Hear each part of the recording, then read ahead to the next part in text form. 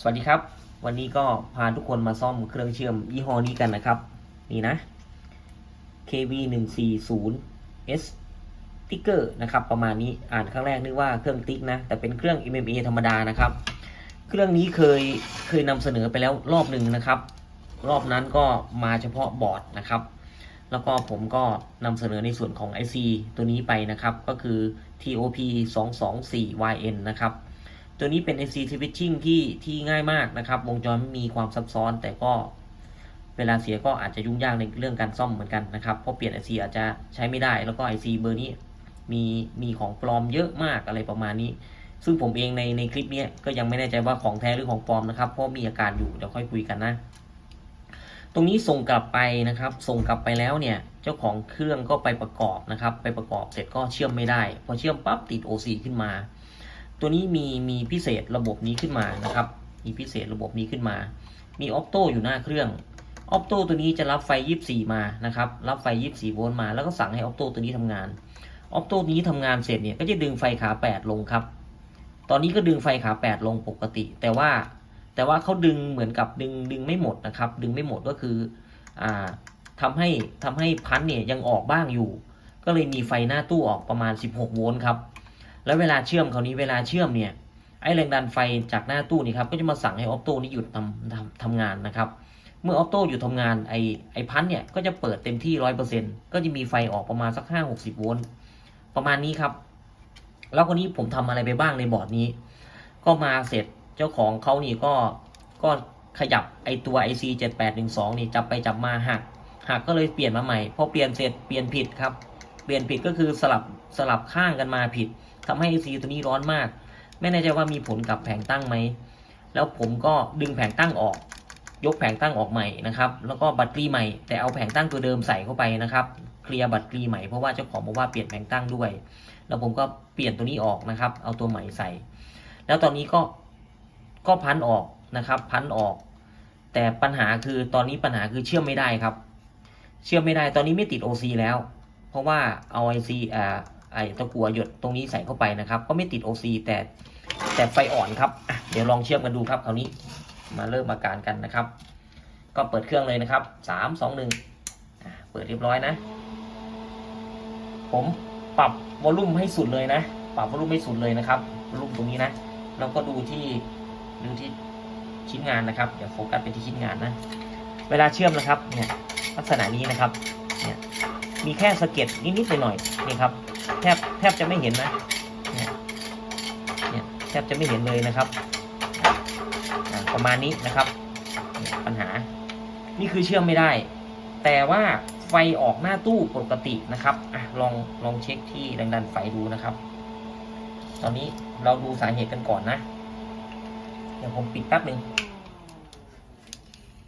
ปิดเสร็จแล้วเดี๋ยวจะยังไงจะลำบากอยู่นะครับเดี๋ยวลองเปิดดูไฟออกหน้าตู้อยู่ที่ประมาณ15-16โวลต์ครับโอ้ยพอดียุ่งๆหน่อยนะครับไม่มีตัวช่วยนะเวลาที่ผมเขียนที่ชิ้นงานนะครับเนี่ยไฟก็จะขึ้นอยู่ที่ประมาณสัก60กว่าโวลต์เนี่ย60กว่าโวลต์เลยนะครับเนี่ยก็แสดงว่าระบบเขาทำงานได้เนี่ยระบบพันระบบอะไรนี่เขาสั่งเรียบร้อยนะครับเดี๋ยวดูที่ชิ้นงานไปด้วยนะครับตอนนี้ปั๊บมีขึ้นมาอยู่ประมาณสัก60-70โวลต์ครับไฟออกหน้าตู้นะแต่เบามากนะครับเนี่ยนี่คือปัญหานะตอนนี้ตัวที่ผมเล็งเอาไว้จะมี3จุดใหญ่ๆนะครับก็คือชุดที่1ก็คือชุดตัวต้านทาน R ชั้นก็คือป้อนกลับนะครับเนี่ยต้านทานพอดีเลยครับเนี่ยคืออาการเสียของเขานะครับเวลาปิดเครื่องไปเสร็จแล้วนี่สักพักหนึ่งไฟจะต่ำลงแล้วก็ IC ก็ยังทำงานนะครับแล้วก็ตัดไปเนี่ยรีเลย์จะต๊อกแตกตอนปิดเครื่องนะครับอันนี้ก็ไม่แน่ใจว่าเสียยังไงนะครับ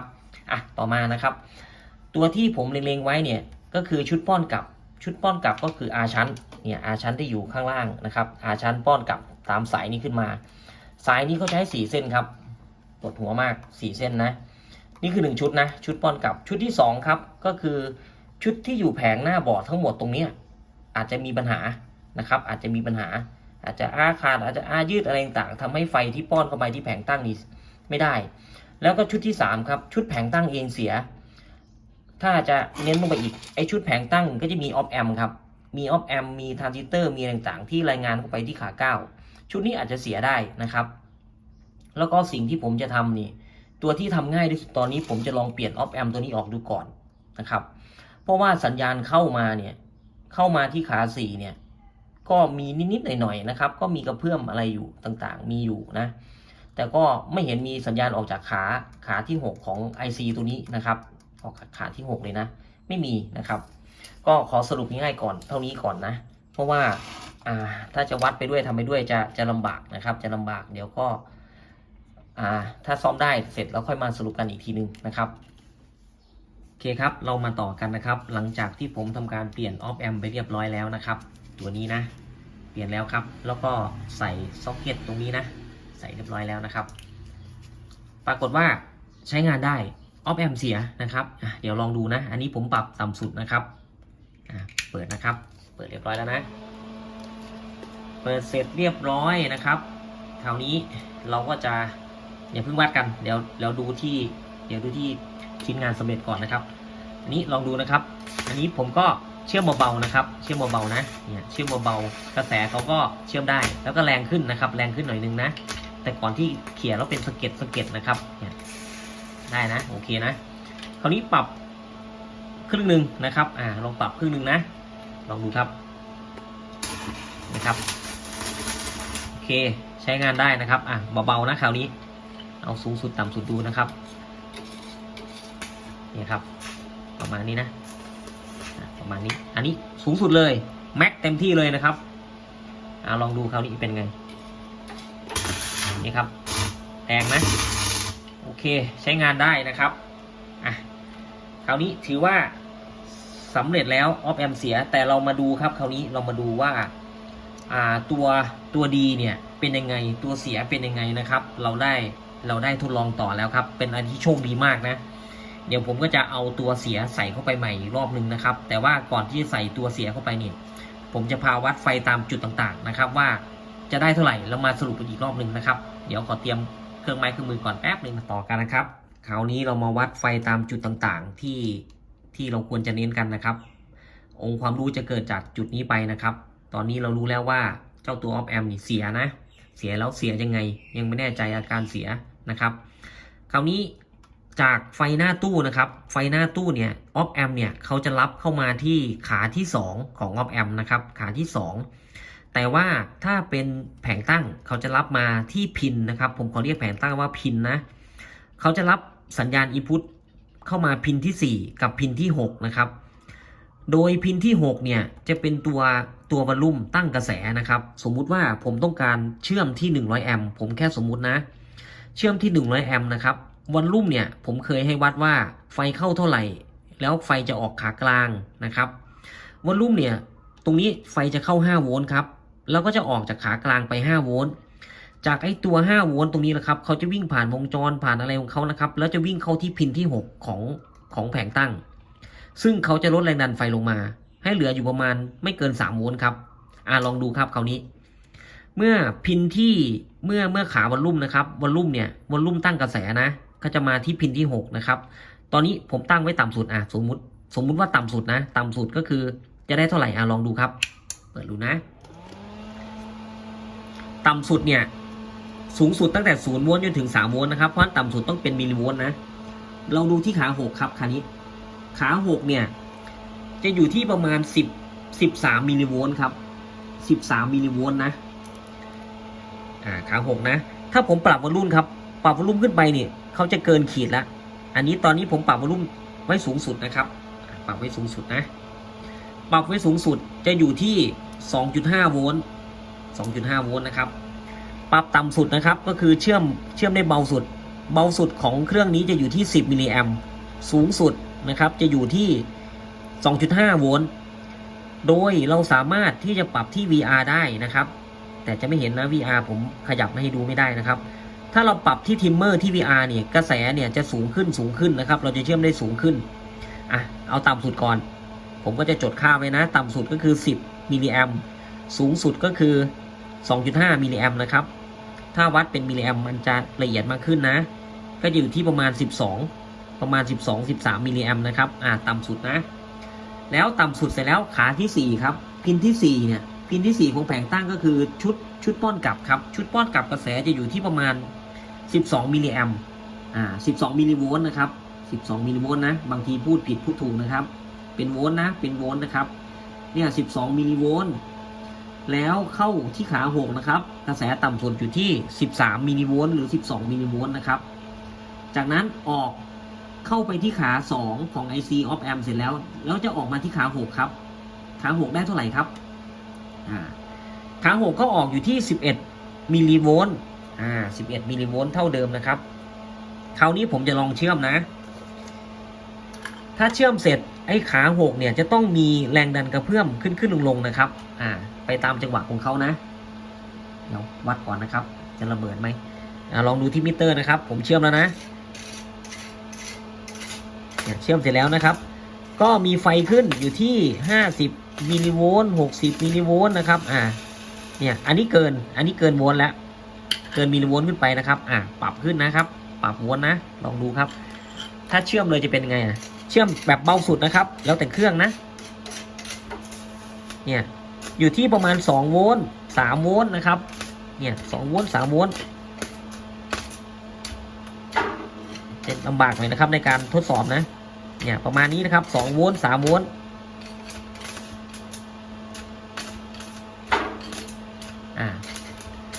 ถ้าผมเชื่อม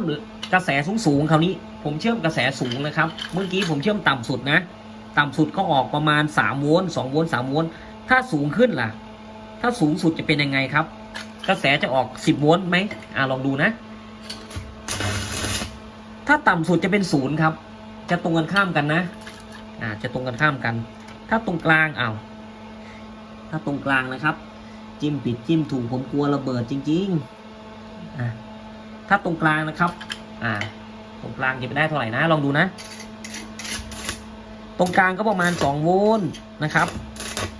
ประมาณ1โวลต์นะครับแสดงว่ายิ่งกระแสต่ำโวลต์ก็ยิ่งสูงยิ่งกระแสต่ำโวลต์ก็ยิ่งสูงนะนี่ต่ำสุดนะเนี่ยได้2โวลต์3โวลต์แล้วผมปรับกระแสหน้าตู้สูงขึ้นจะเป็นยังไงปรับสูงขึ้นครับปรับสักระดับนี้แหละสูงขึ้นมันจะขึ้นลงนะครับเนี่ยก็ได้2โวลต์เหมือนกันก็ได้2โวลต์นะแล้วถ้าสูงสุดล่ะครับสูงสุดเราต้องลองเชื่อมนานๆครับลำบากจริงโอเคผมจะสรุปให้ฟังอีกทีนึงนะครับโอเคครับมาต่อกันอีกรอบนะครับคราวนี้เป็นรอบของตัว IC ที่เสียนะตัว op amp ตัวนี้นะครับเปิดอีกเหมือนเดิมนะครับแล้วเราก็จะวัดเก็บค่าไว้นะครับปรับไว้ต่ำสุดนะวอลลุ่มเปิดนะครับ3 2 1เปิดเรียบร้อยนะผมก็จะวัดที่พินที่4นะครับเหมือนเดิมนะ1 2 3 4พินที่4เมื่อกี้เราวัดได้ประมาณสัก10กว่ามิลลิแอมนะก็เท่าเดิมนะครับ10 11 12มิลลิแอมนะครับส่วนแรงดันที่จะเข้าที่พินที่6ครับพินที่6นะพินที่6ก็เท่าเดิมเพราะว่าไม่เกี่ยวข้องกันถ้าผมปรับสูงคราวนี้ปรับสูงปรับปื้ดขึ้นไปเนี่ยก็จะอยู่ที่ 2.5 โวลต์เหมือนเดิมนะครับเนี่ยเท่าเดิมนะแล้วเวลาออกครับจุดออกของ op amp คราวนี้จุดออกของ op amp เมื่อกี้เข้าพิน4เนี่ยประมาณสัก10กว่ามิลลิโวลต์จุดออกครับจุดออกเขาก็ออกเท่าเดิม10กว่ามิลลิโวลต์เท่าเดิมนะครับ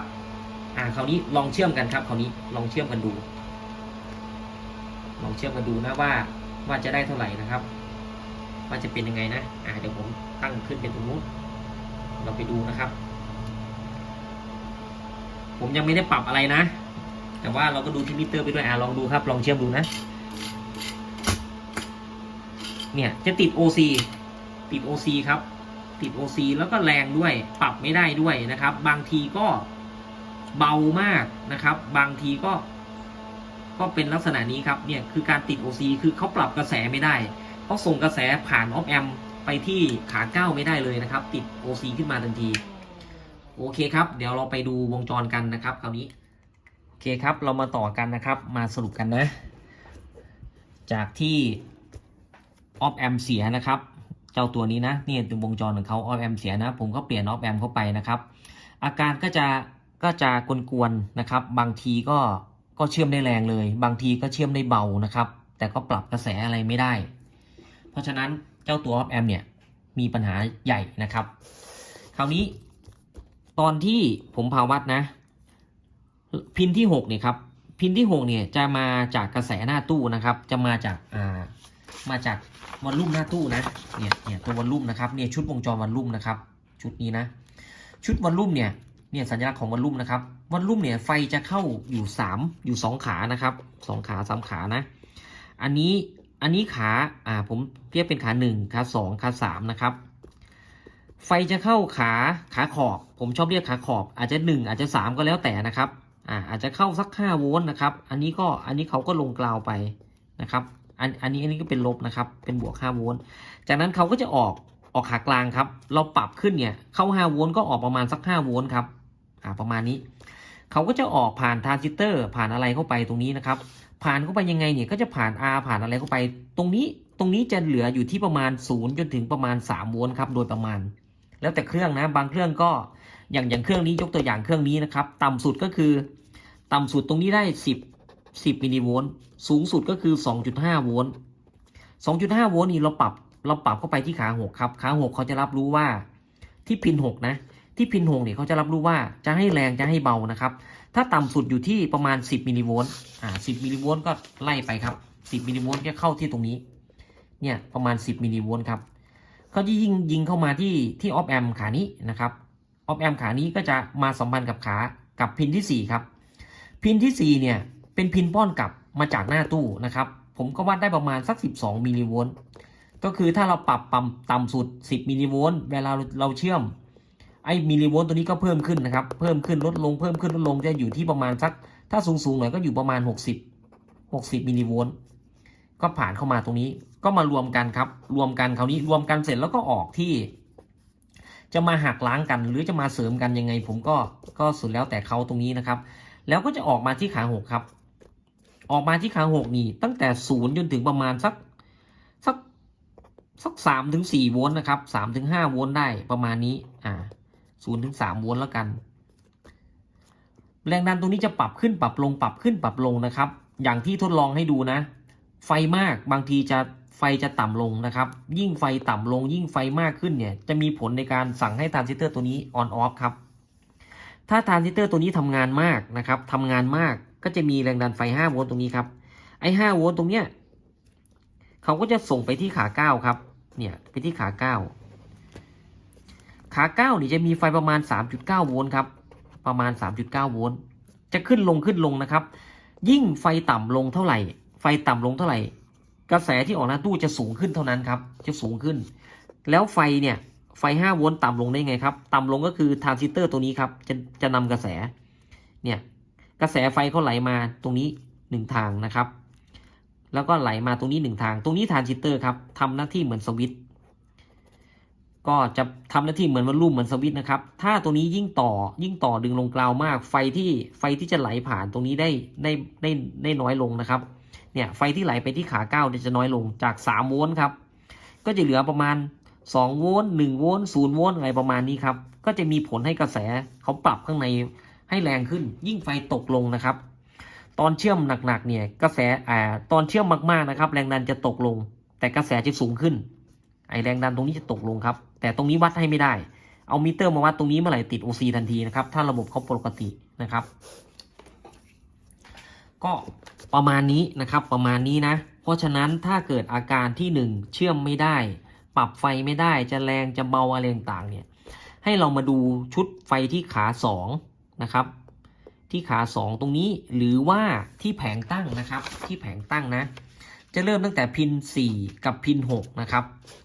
พิน6เนี่ยไฟจะเข้าอยู่ที่ประมาณ0จนถึง3โวลต์โดยประมาณนี้แต่ว่าที่เขาผ่านจากวอลลุ่มชุดที่มาเนี่ยอาจจะมา5โวลต์10โวลต์12โวลต์ก็แล้วแต่เ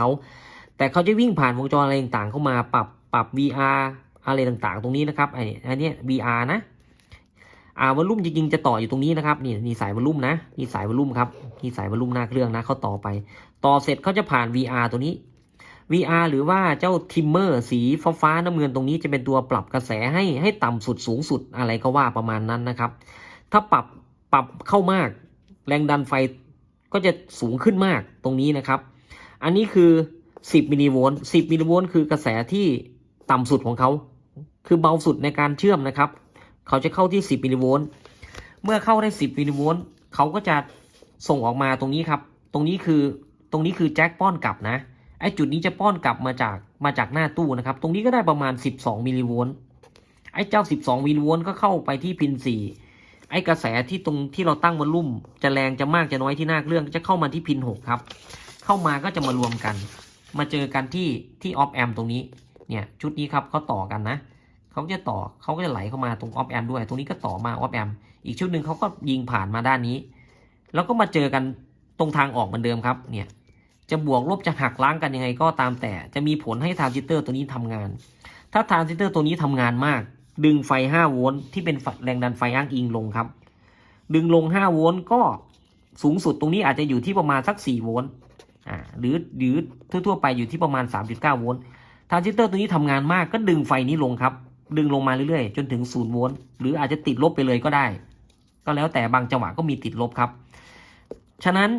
ไฟที่ขา9ยิ่งต่ำมากเท่าไหร่ไฟที่ออกหน้าตู้ไฟเชื่อมกระแสเชื่อมก็ยิ่งแรงมากขึ้นเท่านั้นยิ่งตัวนี้ทำงานมากขึ้นไฟก็สูงขึ้นนะครับก็จะมีไฟมาหักล้างอะไรกันต่างๆนานาในกระบวนการของออฟแอมตรงนี้นะครับประมาณนี้นะครับอันนี้คือวิธีการที่เราจะไล่ว่าเชื่อมได้แรงหรือเชื่อมได้เบาจะอยู่ในส่วนนี้ด้วยนะครับในกระบวนการนี้นะเนี่ยทรานซิสเตอร์ตัวนี้ถ้าทรานซิสเตอร์ตัวนี้เสียก็ปรับกระแสไม่ได้ครับก็เป็นไปได้แต่ส่วนมากทรานซิสเตอร์ตัวนี้ไม่ค่อยเสียแล้วก็จะเป็นออฟแอมเสียคราวนี้ชุดวอลลุ่มที่ผมพอจะสรุปได้คร่าวๆก็คือวอลลุ่มหน้าเครื่องแล้วก็จะมีชุดป้อนกลับชุดนี้ครับมีซีเนอร์ 8.2 โวลต์อะไรประมาณนี้ตรงนี้ผมเจอมาหลายเครื่องแล้วผมไม่ได้วัดทดสอบเลยว่าเสียไม่เสียหน้าตู้เสียไม่เสียตรงนี้นะครับแต่ผมจะมาวัดที่พิน6เลยถ้าพิน6ไม่เสียนะครับถ้าพิน6ไม่เสียหมายความว่าวัดได้ตั้งแต่0ถึง3โวลต์เนี่ยแสดงว่าชุดนี้ไม่มีอะไรเสียครับคือปรับวอลลุ่มเราลองหมุนวอลลุ่มเข้าไปนะครับวอลลุ่มนี่เราหมุนที่หน้าเครื่องก็จริงก็ไฟออกอาจจะไฟเข้าขาขอบ5โวลต์นะครับตรงนี้เป็นลบตรงนี้เป็น5โวลต์แล้วไฟออกตรงกลางเป็น5โวลต์ไฟออกตรงกลางเนี่ยก็จะผ่านทิมพอร์ตเข้าไปครับชุดนี้เขาจะปรับได้ไม่ได้เนี่ยจะมีแรงดันไฟ12โวลต์มาจะมีไม่รู้นะครับสมมุติผมไม่รู้ล่ะมีไม่รู้ซีเนอร์ตัวนี้จะช็อตหรือจะรั่วผมก็ไม่รู้ทรานซิสเตอร์ตัวนี้ทำงานได้ไม่ได้ผมก็ไม่รู้นะไม่ทราบนะแต่ผมมาวัดที่พิน6เลยครับวัดที่พิน6นี่ปั๊บหมุนที่วอลลุ่มหน้าตู้นะครับหน้าเครื่องหน้าตู้เนี่ยหมุนได้ตั้งแต่0จนถึง3โวลต์แสดงว่าชุดพวกนี้ไม่มีปัญหาในเบื้องต้นตั้งแต่ซ่อมมา 3-4 เครื่องแล้วครับตั้งแต่อาการนี้นะอาการปรับไฟได้ปรับไฟไม่ได้ประมาณนี้ครับผมก็สรุปเอาง่ายๆตรงนี้ถ้าผมวัดตรงนี้ที่พิน6ที่แผงตั้งเลยนะแล้วได้0ถึง3โวลต์แสดงว่าชุดนี้ทำงานได้ครับจากนั้นเมื่อทำงานได้แล้วเนี่ยถ้าออฟแอมไม่เสียตรงนี้ก็จะมีป้อนกลับมามากน้อยก็อยู่ที่การตั้งกระแสตรงนี้นะครับประมาณนี้นะครับถ้าปรับแล้วคราวนี้ถ้าปรับแล้วเชื่อมแล้วกระแสไม่แรงหรือกระแสแรงอย่างเดียวก็ต้องมาวัดที่ขา6ครับถ้าปรับไม่ได้ก็คือเชื่อมแล้วเบาๆเนี่ยตรงนี้จะไม่ขยับอะไรเลยนะครับแต่ถ้าเชื่อมแล้วแรงมากขึ้นแรงอย่างเดียวปรับไม่ได้ตรงนี้ก็จะมีแรงดันที่ออกอยู่นิ่งๆเหมือนกันค่านึงเหมือนกันวันเราก็ลองไล่ดูนะครับว่าพิน6พิน4เนี่ยจะเป็นอินพุตเนี่ยมีการขยับไหมพิน4ถ้าพิน4ไม่ขยับเป็นไปได้ครับว่าที่ออฟแอมเสียถ้าออฟแอมเสียแล้วก็คือเขาไม่มีอะไรป้อนมาตรงนี้ก็จะไม่มีอะไรป้อนกลับมาตรงนี้ครับเขาจะเป็นวงกลมกันอยู่เป็นไซเคิลกันอยู่นะครับถ้าสมมุติว่าเปิดมาครั้งแรกนะครับเปิดมาครั้งแรกเนี่ยมีกระแสมีแรงดันออกไปที่หน้าตู้ออกมาที่หน้าตู้ขั้วบวกขั้วลบอย่างนี้นะครับผมสมมุตินะ60โวลต์ที่หน้าตู้ครับตรงหน้าตู้เนี่ยเขาก็จะมีชุดป้อนกลับครับ2เส้นเนี่ยชุดป้อนกลับ ที่วิ่งเข้ามาตรงนี้นะครับถ้าเปิดปึ้งขึ้นมาครั้งแรกเสร็จชุดป้อนกลับนี่เขาป้อนกลับเข้ามาแล้วแต่ออฟแอมเสียครับพอออฟแอมเสียเขาก็ไม่มีอะไรรายงานไอ้เจ้าตัว IC ตัวนี้ในจังหวะต่อไปสเต็ปที่2นี่ IC ตัวนี้ก็ไม่รายงานครับเพราะฉะนั้นที่หน้าตู้ตรงนี้ไอ้ตรงนี้เคยที่รายงานได้อยู่น่าจะอยู่ที่ประมาณ10มิลลิโวลต์อะไรเงี้ยก็ไม่รายงานครับซึ่งจะเป็นซึ่งกันและกันนะครับจังหวะแรกนี่ก็คือชุดนี้ทำงานก่อนทำงานเสร็จส่งไฟไปหน้าตู้เสร็จก็ย้อนกลับมาตรงนี้พอย้อนกลับมาตรงนี้ก็จะรายงานตรงนี้กลับมาอีกรอบหนึ่งครับเป็นสเต็ปจังหวะแรกตัวนี้ทำงานจังหวะที่1ทำงานเสร็จจังหวะที่2ชุดนี้ป้อนกลับมาจังหวะที่3ถ้าชุดนี้ทำงานได้ชุดนี้ก็ป้อนกลับมาด้านนี้แต่ชุดนี้ทำงานไม่ได้ครับพอทำงานไม่ได้ก็ถูกตัดขาดการสื่อสารออกไปไฟหน้าตู้ก็เลยได้แค่มีแค่แรงดันแล้วป้อนแล้วก็เชื่อมอะไรไม่ได้เชื่อมแรงไม่ได้เลยก็อยู่แค่เบาๆหรือบางครั้งก็เชื่อมแรงอย่างเดียวก็ตรงนี้ปรับไม่ได้ครับพวกนี้ปรับไม่ได้ก็อยู่ประมาณนี้นะครับก็ประมาณนี้นะครับมาสรุปกันท้ายคลิปกันหน่อยนะครับสรุปแล้วเครื่องนี้ก็สามารถเชื่อมใช้งานได้ตามปกตินะครับก็เครื่องนี้ส่งกลับมารอบที่2นะครับตีกลับมารอบแรกเนี่ยส่งมาด้วยอาการที่บอกว่ามาเฉพาะเมนบอร์ดนะครับผมก็ทำการซ่อมภาคใยไฟให้นะครับแล้วก็เปิดตัวนี้ออกนะครับตอนนี้ถามว่าถ้าแต้มตรงนี้เลยทำงานได้ไหมถ้าแต้มเขาตรงนี้เข้าไปเสร็จก็ไม่ทำงานครับก็เชื่อมได้เบาๆเหมือนเดิมก็อาจจะมีปัญหาอะไรของเขาที่ผมแก้ไม่ได้นะครับที่ผมแก้ไม่ได้นะผมก็ลองทำแล้วก็ยังไม่ได้อยู่แล้วก็ปล่อยอย่างนี้เลยพอปล่อยอย่างนี้เสร็จก็กลายเป็นเครื่องเชื่อมระบบธรรมดานะครับระบบธรรมดาคือเปิดปั๊บไฟก็พุ่งออกหน้าเครื่องแล้วก็เชื่อมได้ตามที่เห็นในคลิปนะแล้วตอนนี้ปัญหาที่ยังไม่ได้แก้ในส่วนนี้ก็คือเวลาปิดเครื่องสักพักหนึ่งแรงดันไฟ300โวลต์นี้ตกลงนะครับตกลงเสร็จแล้วไอ้เจ้าตัวชุดสวิตชิ่งก็จะทำงานได้บ้างไม่ทำงานได้บ้างก็มีผลทำให้รีเลย์กระตุกครับติ๊กตักนะครับจนกว่าแรงดันไฟ300จะหมดครับแล้วก็เงียบไปก็จะประมาณนี้นะครับซึ่งยังไม่ได้แก้ไขในส่วนนั้นนะครับก็เดี๋ยวค่อยว่ากันต่อไปนะก็น่าจะไม่มีปัญหาอะไรมากนะครับอาจจะรำคาญหน่อยตอนปิดเครื่องนะครับก็ไม่เข้าใจเหมือนกันว่าจะเกี่ยวกับวงจรชุดไหนนะครับอาจจะเป็นชุดคาปาซิเตอร์ชุดนี้ไหมนะครับชุดป้อนกลับชุดอะไรต่างๆนะครับผมก็จะลองเปลี่ยนลองหาดูนะครับถ้าอัปเดตได้ยังไงก็จะเดี๋ยวมาอัปเดตอีกทีนึงนะครับก็สรุปแล้วในคลิปนี้ผมก็จะเน้นในส่วนของการป้อนกลับนะครับวงจรป้อนกลับก็มีออฟแอมเสียในตัวนี้นะครับแล้วก็จะมีชุดป้อนกลับมา4เส้นมีไฟบวกนะครับชุดนี้เป็นไฟลบนะนี่เป็นไฟลบประมาณ 5-60 โวลต์นะครับป้อนกลับมาเป็นไฟลบอันนี้ก็เป็นไฟบวกนะครับซึ่งไฟบวกจริงๆเนี่ยเขาก็จะมาทิกหรือว่ามาสั่งให้ออฟแอมอ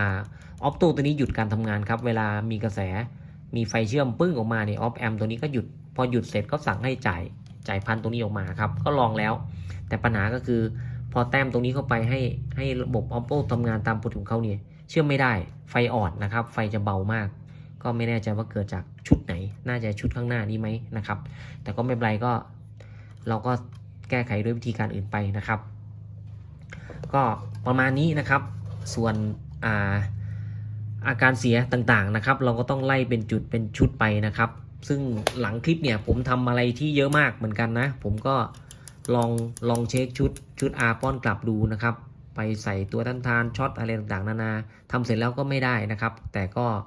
ไม่ได้อัดคลิปให้นะครับจริงๆอัดคลิปได้แหละแต่ว่ามันยาวมากเกินไปนะครับก็เอาเฉพาะเน้นในส่วนของวงจรป้อนกลับตรงนี้ลองดูนะครับก็ในเสียส่วนมากที่เจอออฟแอมเสียเนี่ยก็คือเขาเสียก็คือไฟเข้าแต่ไม่มีไฟออกอะไรประมาณนี้แต่ก็ทำให้งงเป็นพักใหญ่ๆเหมือนกันนะครับก็ต้องไล่กันไปนะครับก็โอเคครับสำหรับวันนี้สำหรับคลิปนี้ก็ต้องขอบคุณทุกท่านนะครับก็ได้เรียนรู้แล้วก็ศึกษาในหลักการมีเคสสตัดดี้ในส่วนของเชื่อมไม่ได้นะครับอาการตัวนี้จะรุนๆหน่อยบางทีก็เชื่อมได้แรงมากเลยครับแรงแล้วก็ปรับกระแสไม่ได้แล้วก็เชื่อมไปเชื่อมมาสักพักหนึ่งเขี่ยไปเขี่ยมาสกิดไปสกิดมาก็ติด OC ครับจะอยู่ประมาณนี้อันนี้ IC of amp เสียนะครับโดยประมาณนี้นะครับก็ในคลิปนี้ก็ต้องขอบคุณทุกท่านนะครับสวัสดีครับ